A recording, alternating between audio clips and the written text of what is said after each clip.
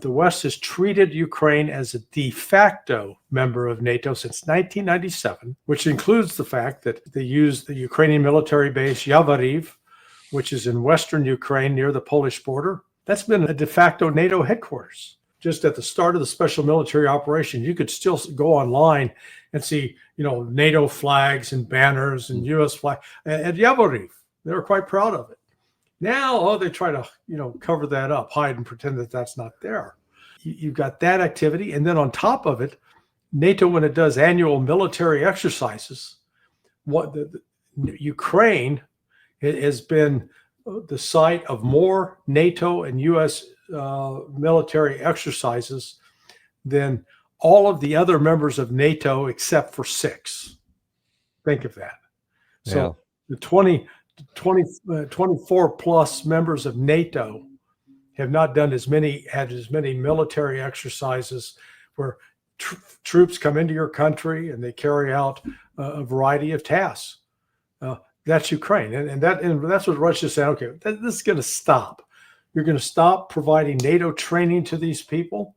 You're going to stop bringing your NATO personnel in. You're going to get the hell out. They say it lightly. Well, yeah, and now then we see what we see going on the ground. I mean, with the tactical situation continue to deteriorate, as you've talked about, but we also see some deterioration on the Western side on the diplomatic and political fronts, because one of Trump's biggest supporters from before the election, and was really enthusiastic afterwards, was Viktor Orbán. And he has continued to sing Trump's praises, but today he's saying something that's a little bit different. Én azt gondoltam, hogy az amerikai elnök elég erős lesz ahhoz, hogy belekaroljon, ha tetszik ezt nekik, hanem az európai vezetőkbe. És akkor ugyanazt a polkárt kell járni mindenkinek. De nem volt hozzá elég erős. Tehát a problémát nem az oroszoknál, meg az ukránoknál látom, mert ott az eddig is így volt, hanem hogy az amerikai elnök nem elég erős ahhoz, hogy a maga oldalán állítsa az európai vezetőket. És ezért bekövetkezett egy, mondjuk úgy, hogy transatlanti hasadás. Az amerikai a béke, vagy ha nincs béke, akkor itt hagyunk benneteket, álláspontjára helyezkedtek. Az európai vezetők meg akarják nyerni a háborút Oroszország ellen, Ukrajna területén. Nekik ez a céljuk. És ezt ki is mondják nyíltan, amikor miniszterelnöki csúcs van. Le kell győzni az oroszokat Ukrajna területén. És ezt a szándékukat az amerikai nem tudta megváltoztatni egyelőre. Itt vagyunk. So that's pretty bold for him to say, Trump's just not strong enough. How do you interpret that statement there? Because that's the first one I've seen where he's pretty much called Trump straight out. Yeah, he was, and his message was he thought that Trump was going to be able to corral the Europeans, and to said, okay, yeah, we're gonna bring an end to this. Instead, he says he's acknowledging that Trump is completely ineffectual or ineffective in getting the Germans, French, and UK to back off of the rhetoric and stop with their threats. Now, that does run a little get counter narrative to the perception that, when Trump was in Scotland, Starmer was coming up to kiss his ring, von der Leyen was coming up to kiss his ring, that they're all genuflecting to Donald Trump. But I guess, to me, it's not clear that Trump has actually made a demand of Europe with respect to Ukraine, other than saying, hey, we're not going to pay for it anymore. You want to do it, you pay, you buy the weapons from us, and you can give them to Ukraine. So it's just a financial deal for him. So I think the most he got out of that Scotland visit was more business for his personal golf course than any kind of thing and benefit for the United States. Right. Or a change on the other side. And I think a lot of this genuflecting and ring kissing and all that kind of stuff is just the Western leaders figuring out they know how to manipulate Trump to do what they want. So they'll make it look like they're kowtowing to him. But then you look at the policies, and I mean, we got to go back to what that Sergei Markov said just a couple of hours ago on Telegram. Trump is becoming Biden, because he didn't end anything, and now he just seems to be going down the same path that Biden did, both with sanctions, giving stuff to Ukraine, talking about increasing more aid. I mean, can you argue with that? No, and we'll find out supposedly at 4:30 today. Trump is supposed to make provide a speech, and I'm presuming by then he will have been on the phone with Witkoff. He would have got fully briefed on what was said, and then they will come up with a response. But what is so odd is that instead of him adhering even to his Friday deadline, he bumped it up 2 days. And we've not seen any comment out of the White House indicating some conciliation, some willing to accommodate Russia's demands. But Trump is surrounded with all of these neocons and people like Jack Keane and Kellogg, General Kellogg, that think all we have to do is we'll put those submarines out there. That'll scare Putin.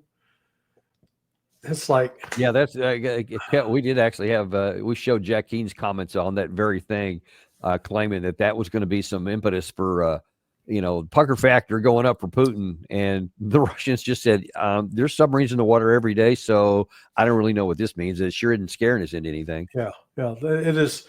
All Trump is doing with this behavior is reinforcing the views of the hardliners in the Kremlin, because Russia's not a monolith. There are some real hardliners with people like Medvedev that don't want to give the United States the benefit of the doubt at all.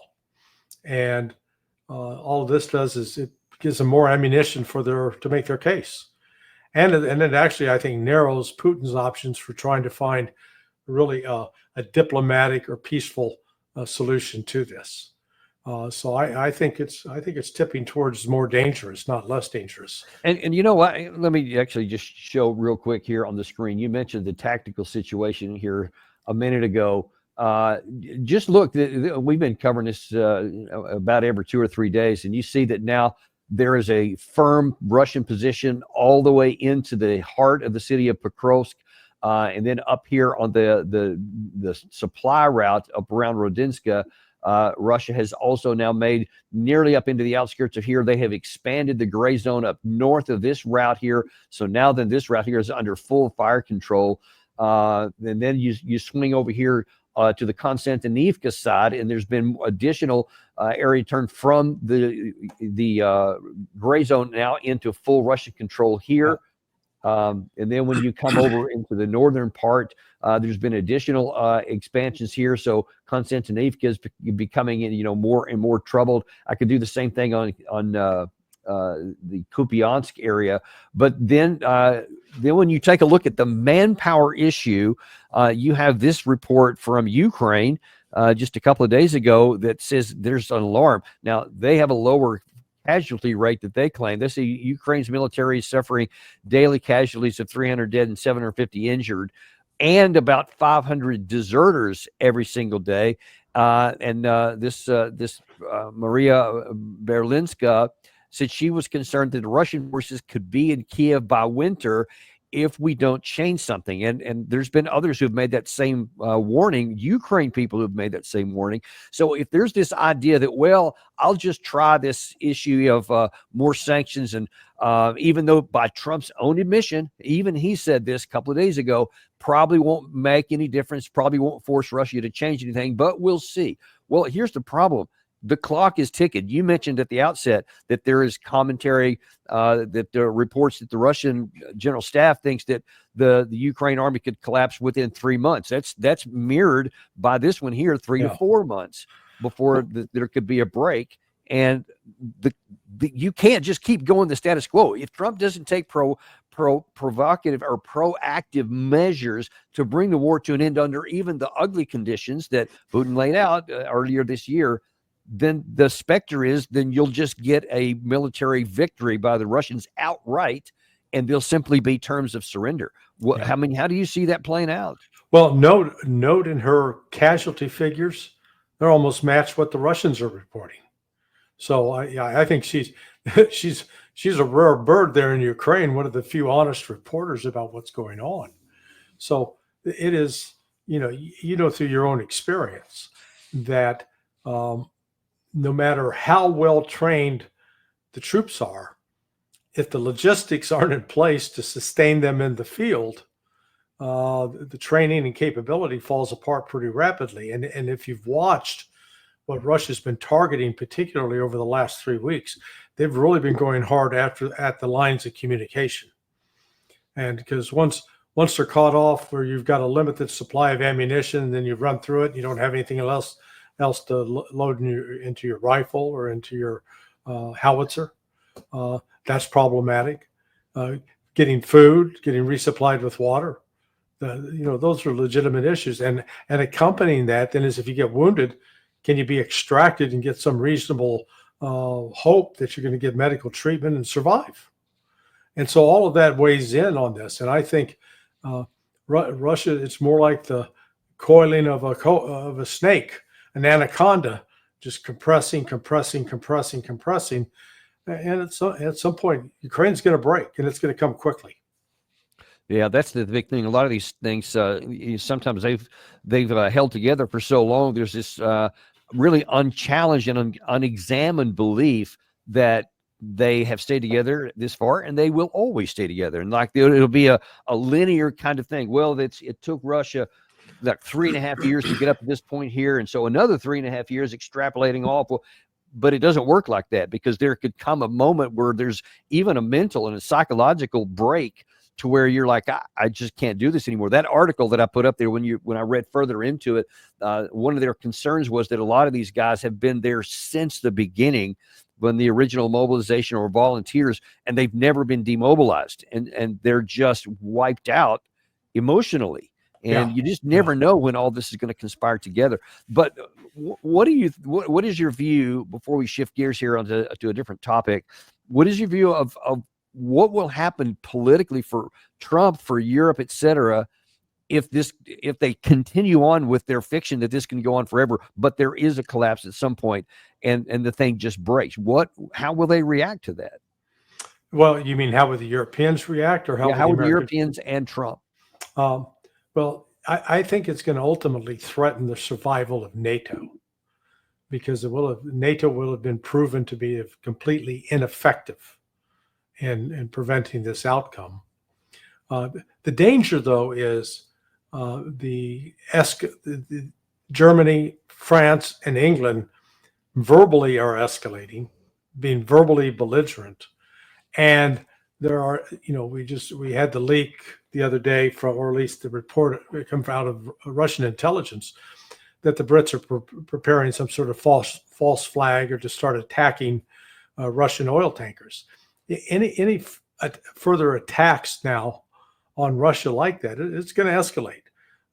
I think we'll get to a stage where now, based upon what Putin has said this week, that if there's an attack inside Russia, either against Russian assets at sea or in places like Moscow and St. Petersburg that cause significant damage, it can be traced to either Germany, France, or England. Germany, France, or England will then be hit by an Oreshnik missile.